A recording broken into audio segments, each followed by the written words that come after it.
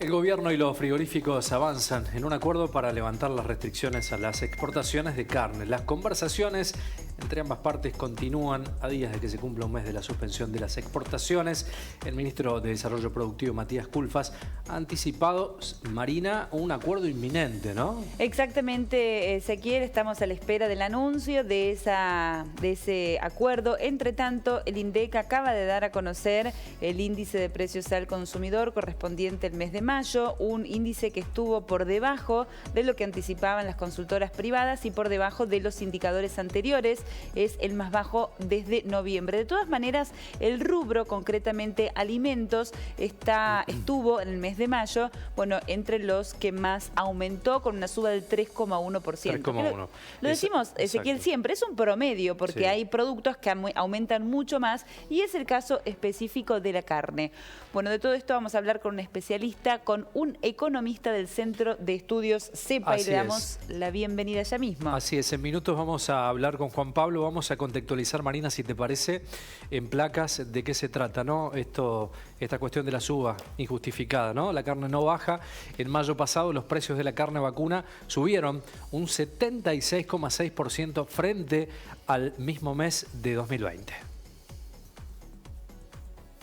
En términos interanuales, la variación de precios nominales de la carne movió muy por encima de la variación de precios generales del periodo, que acumuló un 47,3% aproximadamente. Esto implica un encarecimiento de los diversos cortes en términos reales. A la cabeza de los aumentos sobresalen los cortes de alto consumo popular, como el asado. Y atención, acá estos son los índices, ¿no? 92,6%, el matambre el 80,2% y vacío 84,6%.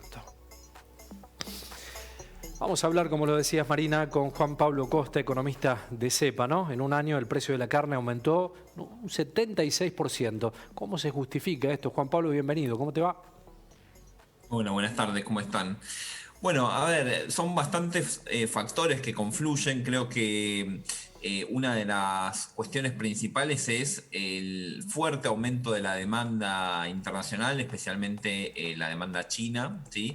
Que ha generado un fuerte incremento de las exportaciones durante los últimos años, teniendo en cuenta que nosotros, nuestro país, en el año 2016 eliminó lo que se llamaban los ROE, los registros de operaciones de exportación, que básicamente establecía cupos, ¿sí? Que los frigoríficos debían cumplir para abastecer al mercado interno, y el resto se habilitaba, digamos, la exportación a los mercados internacionales. Bueno, eso se eliminó y a partir de ahí se triplicaron las exportaciones, más que se triplicaron en realidad, pasaron de 20.000, de un promedio de 20.000 toneladas a 75.000, ¿sí? Entonces, para que dimensionemos el enorme aumento, que es contradictorio, porque obviamente desde el punto de vista macroeconómico es algo bueno, genera ingreso de divisas para el país, que es muy necesario, pero obviamente tensiona los precios internos porque la producción ganadera también compite obviamente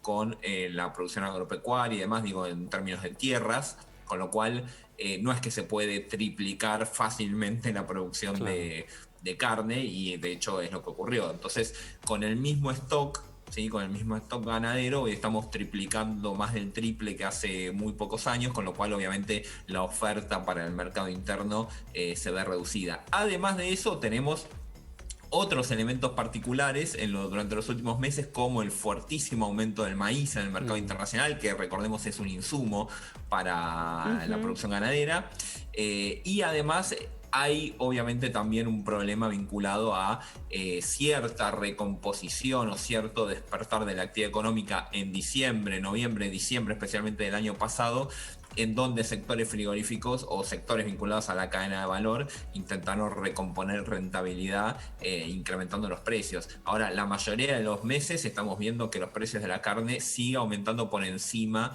de no solo la inflación, sino incluso de lo que aumenta el precio de los alimentos, ¿no? Según el índice de precios al consumidor.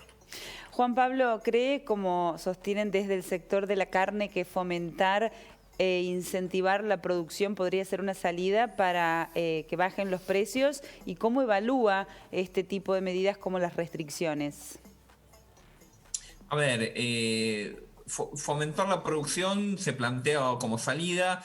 Es algo que suena bien porque sería como lo ideal, ¿no? Incrementar la producción de carne para poder abastecer al mercado internacional y al mismo tiempo abastecer al mercado interno, y de esa forma no habría mayor problema. Como planteé previamente, hay un límite natural a esto. Uno no puede simplemente, que tiene que ver con la frontera agrícola, agrícola Claro. ganadera, en realidad en este caso, no se puede, sí, digamos, incrementar al infinito, y además eso requeriría de cualquier forma, aún si fuera posible, requeriría un tiempo, ¿sí? Un tiempo de engorde, un tiempo de los ciclos, digamos, naturales, con lo cual eso no es una solución para el corto plazo. Ese es un primer punto. Y un segundo punto, yo creo que hay que establecer algunas prioridades, si se quiere, ¿sí? En términos políticos o en términos económicos, de abastecimiento al mercado interno a precios internos, es decir, no a precios dolarizados. Yo creo que es perfectamente posible establecer. Hay varias herramientas, o sea, algunas las nombraste. Tenemos las herramientas de retenciones. Eso en realidad lo que hace es desacoplar. Hoy en día la demanda es tan grande que me da la sensación de que no es la principal herramienta que puede solucionar el problema. Tenés una segunda herramienta, que también el problema ahí que puedes tener es que terminás beneficiando indirectamente, sin quererlo, a los principales frigoríficos, que son los que más exportan hoy en día. Y existen también otras herramientas. Hay una herramienta, por ejemplo, que se utiliza en el sector del aceite, que es un fideicomiso, ¿sí? En donde los exportadores pagan una tarifa, un fee, digamos, extra, ¿sí? Sobre lo que exportan, y con ese dinero se subsidia, entre comillas, digamos, no es en realidad un subsidio, pero se compensa a los productores que venden en el mercado interno, y de esa forma también se desacopla un poco el precio. Quizás es un mix de estas herramientas, ¿sí? Para poder tener un buen volumen, ¿sí? de carne ofertada en el mercado interno a precios más accesibles. Pensaba en esto, Juan Pablo, respecto a esta restricción que en realidad fue poner sobre la balanza, sobre la mesa de negociación, la discusión, ¿no? Lo que quiso hacer el gobierno, imaginaba que no era para siempre, era una cuestión de negociación, un elemento negociador. Pero pienso en esto, digo, ¿no se puede llegar a un acuerdo con los formadores de precios para el mercado interno en el país, que son pocos, respecto a buscar una balanza comercial equitativa para que el bolsillo del de a pie no sufra tanto impacto con los aumentos? Sí, no solo que se puede, sino que obviamente es lo que hay que hacer. Respecto a la suspensión Sí. temporal, como bien decís, de exportaciones, acá hay un elemento también muy importante, que es lo que en parte explicó la fuerte suba que vimos a fines del año pasado. En diciembre, recordemos, aumentó 20% en un solo mes la carne, que estuvo vinculado a una operatoria comercial ilegal, ¿sí? Que se empezó a detectar. Sí. La Secretaría de Comercio lo empezó a detectar. De hecho, digamos, la Agroactas hizo una investigación a muchos frigoríficos que consistían en subfacturar, es decir, declarar menos, que vendían menos de lo que realmente vendían, y entonces una parte de ese dinero, que como no estaba declarado, lo vendían en el mercado negro, en el mercado ilegal de divisas. Ahora, ¿qué tiene que ver esto con el precio de la carne? Bueno, el problema es que generaba ganancias extraordinarias para estos sectores, y entonces los habilitaba a comprar el ganado en los mercados, en el mercado de Liniers o en otros mercados, en los mercados concentradores, a precios más elevados, ¿sí? Como yo igual voy a tener una ganancia extraordinaria, puedo ir y comprarlo a precios más elevados. Recordemos, esos son los mercados que establecen los precios de referencia para todo, también para el consumo interno, con lo cual se terminó generando una suerte de aumentos, ¿sí? De incrementos ficticios, es decir, fomentados por esta operatoria ilegal. Esa es una de las razones principales también por las cuales se suspendieron las exportaciones, hasta poder auditar y empezar a trabajar también sobre esa operatoria de cómo está funcionando. Yo creo que en este momento el gobierno está encarando una fuerte negociación. Esperemos que en breve ya llegue a buen puerto con los principales exportadores, que es el consorcio ABC, que nuclea a los principales exportadores frigoríficos, para incrementar el volumen, ¿sí? de las toneladas, digamos, que se vuelcan al acuerdo de carnes que está actualmente vigente. ¿Por qué? Porque Originalmente habíamos empezado en 6.000, habían ofrecido y se había acordado 6.000 toneladas por mes, luego se elevó a 8.000 toneladas por mes, pero hoy el consumo está cerca de las 200.000 toneladas por mes. Entonces Lejos. es evidente que con 8.000 mucho Claro. tampoco te mueve el amperímetro, con lo cual es necesario que en todo caso se incremente esa oferta a precios acordados, digamos, para el mercado interno. Bueno, ojalá vemos que esos precios acordados cuando se dan en volúmenes tan pequeños terminan impactando muy poco en el interior del país. Se quedan en las grandes cadenas de supermercados de Buenos Aires y acá nunca llegan esos beneficios. Pero consultarle, y volviendo un poquito al informe que confeccionaron ustedes, Juan Pablo, consultarte por el precio de los cortes de carnes, porque se observa que los cortes populares se encarecieron más que otros cortes que son intermedios o más caros o para otro tipo de consumo. Y también la consulta acerca del corrimiento hacia otros productos como el pollo, el cerdo o distintos sustitutos. Sí, a ver, en este caso durante mayo los cortes económicos fueron los que más se incrementaron en promedio casi un 8%, ¿sí?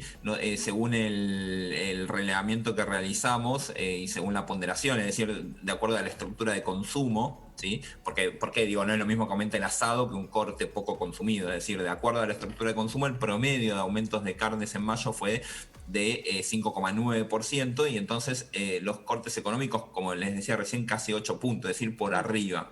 Esto se da especialmente por el aumento de los obuco, ¿sí? Que aumentó un 10%, impulsando, digamos, el precio el aumento promedio, digamos, de este sector. En otros meses ha sido distinto, han sido los cortes de precio intermedio o los cortes más caros los que han aumentado más, pero en este caso, lamentablemente, le tocó a los cortes más económicos, digo lamentablemente porque son los que más, obviamente, incidencia tienen en los sectores más vulnerables. Y respecto al pollo, es una muy buena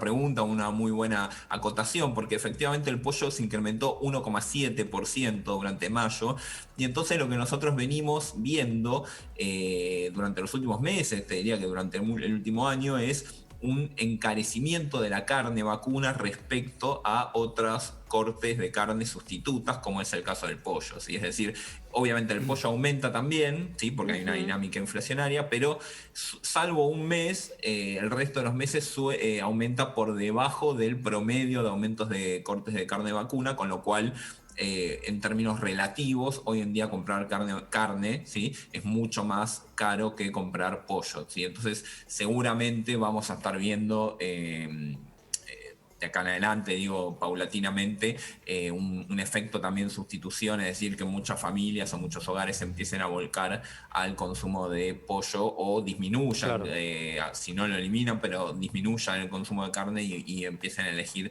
otros animales, sí. ¿No? En este caso como el pollo, que se incrementa por debajo. Entonces, empezar a buscar alternativas, digo, Juan Pablo, ¿no? Empezar a buscar alternativas ante la suba que tiene. Y pensaba en esto, ¿no? ¿Qué es lo que construía? Para cerrar, cambio oficial, el tema de los combustibles, el aumento. Digo, hay tantas cuestiones a analizar para justificar, entre comillas, la suba del precio de la carne que nos da para seguramente seguir hablando contigo más adelante. Agradecerte por el tiempo y por la posibilidad de hablar un rato de este tema. Un gusto como siempre, hasta luego. Muchas gracias. Un abrazo, Juan Pablo.